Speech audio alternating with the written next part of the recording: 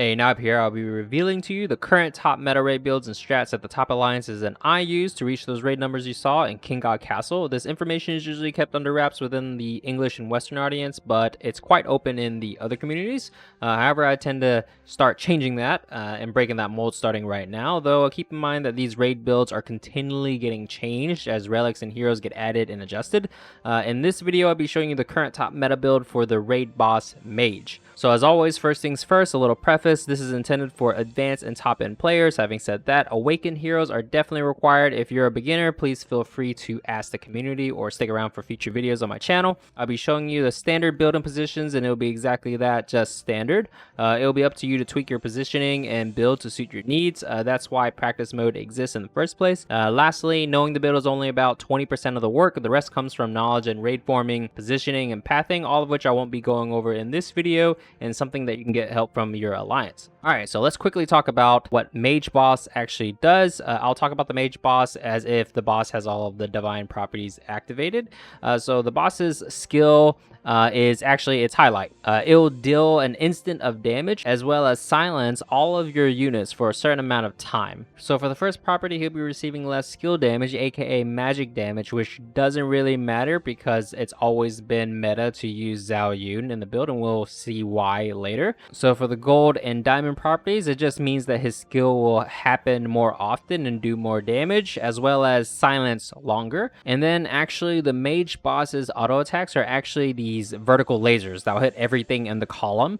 So with this divine property, he'll send out 2 lasers targeting the closest units instead. And this is why we actually use Shelda to tank those lasers. All right, so let's talk about the build. I'll give you the TLDR reasons for each. I'll be breaking down the builds like so as usual: carry, supports, booster, conditional, and optional. So for carry, we'll be using Zhao Yun as I mentioned, but with Awakening 1. This is for more damage. Usually you don't really see Awakening 1 outside of raids. It's because we don't actually need the lifesteal effect from Awakening 2. So yeah, Awakening 1. And then we'll be keeping Zhao Yun at tier 5. And if you get a higher tier Zhao Yun, that's alright, but tier 5 is the standard stopping point. And we also use Zhao Yun instead of Mel because when Zhao Yun gets silenced, that actually doesn't interrupt and nullify his skill. He'll keep on attacking with his attack speed buff. Whereas when Mel gets silenced, it will actually forcibly take her out of her skill effect. So it's really bad. For supports, we'll be using Bard as usual, Awakening 1, and we'll be keeping her at tier 3. With Bard Awakening, she can be kept at only tier 3 while covering most, if not all, Lunaires. And then, of course, we'll be using Lunaire. Awakening 2, you'll be filling the rest of your glove with her, and then adding as many high tiers as possible as you can. Even with the Lunaire nerfs, it's still best to stack Lunaires. And then the third support we'll be actually using is Alberon. With Awakening 1, if you have it, it's not really necessary, but higher level Alberon, the better. And then it's actually standard to keep Alberon at tier 4. And this is to heal through the boss's skill damage because it's an AoE effect. And then for the damage booster, it's actually best to pick Mercil since she is ranged and she can be kept in Bard range typically. So yeah, so Mercil. If for Awakening, it doesn't really matter, Awakening 1, and we usually keep her at tier 1. As mentioned in my other videos, if you don't know who the damage boosters are, you can pick between Hawk, Mara, Rosette, and Mercil. And Hawk will provide 10%. You don't need Awakening for him to get that. And then for Mara and Rosette, you need Awakenings 4, and they'll provide 15%. And then Mercil, you don't need Awakening, and she gives 15%. So for this build, as I mentioned, I'll be using Mercil. And for conditional units, we'll be using Shelda, Awakening 1, of course, and you will need 2 of them. Now, for me, I have level 14, so I can actually keep Shelda at tier 1 and tier 2, and it's enough to tank the 2 laser beams. If you have a lower level Shelda, then you might need to increase the tiers a little bit, but test it out, see what you can do. For optional, there's actually no room for Kane to farm items, so he's a no-go. And that's it. For altars, we'll be running the standard 15 hero. As usual, I prefer the 10 greed. However, some people prefer 10 blacksmith, so I suggest you try both of them out, see what you like. For relics, we'll be running the standard glove relic. As usual, I'll leave a link down in the description below to how glove relic works if you don't know what that does. And then for the other one, as usual, Holy Cross from Arena. Last meta was Mass Relic, as you may know, but it isn't really good anymore because of the Lunaire nerfs. For relic stats, for Zhao Yun specifically, the more spell power is better for Zhao Yun builds, and you give it to Lunaire.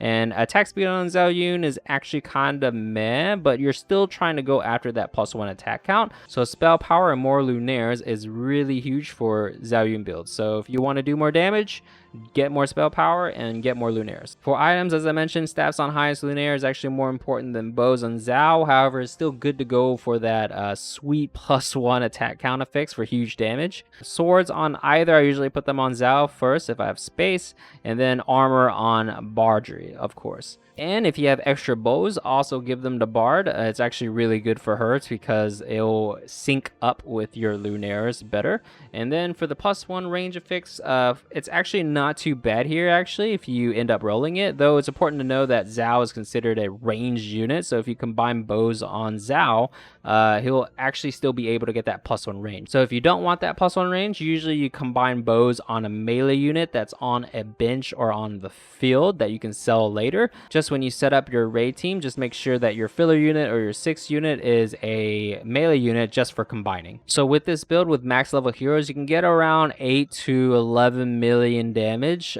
standard pretty easily. With +1 attack count, you can get around 14 to 20 million damage plus, depending on how high you rolled on your Lunaire tiers. And also something very important to note about Zhao builds, it is very heavily affected by FPS. So if you have a really poor phone or device, you'll actually get lower numbers. So the higher the frame rate, the better with Zhao Yun builds, and it's always been like that. So yeah, just something really important to know. So if you're not seeing high damage numbers on your Zhao Yun builds, it's probably your FPS. So currently I'm in a temporary alliance and I haven't touched raids, so I can't really show you the full potential of this mage build, and I don't have a previous recording of this either, so I'm only able to show you a small glimpse of how the build goes with a 250k health boss, unfortunately. But yeah, let's go ahead and show you how it looks. So if you go practice battle, all right, so Zhao Yun is going to be on the holy spot. Actually, Mercil should be over here. And then these two positions, it's because of how the laser beams align. And then this Lunaire positioning, it's to get them into Alberon range. So with this, everyone will be in Alberon range. And then for Bard, she's here for sync.